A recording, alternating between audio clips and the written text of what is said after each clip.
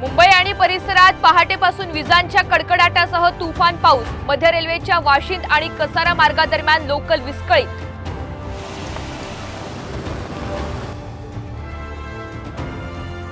ठाण्यातल्या शहापूर तालुक्यात अतिमुसळधार, घरांमध्ये शिरलं भारंगी नदीचं पाणी।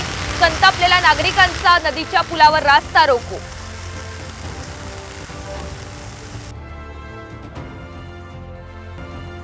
जम्मू काश्मीरमध्ये दहशतवाद्यांशी झालेल्या चकमकीत अकोला जिल्ह्यातील जवान शहीद। प्रवीण जंजाळ यांना वीरमरण। मोरगाव भाकरे गावावर शोककळा।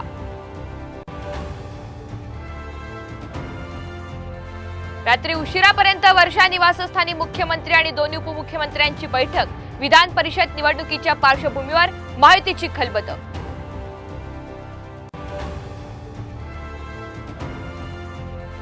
भगीरथ भालकेंनी शरद पवार यांच्याकडे पक्षप्रवेशाची इच्छा बोलून दाखवली। पुढील आठवड्यात पवार आणि भालके यांच्यामध्ये बैठक होणार असल्याची माहिती।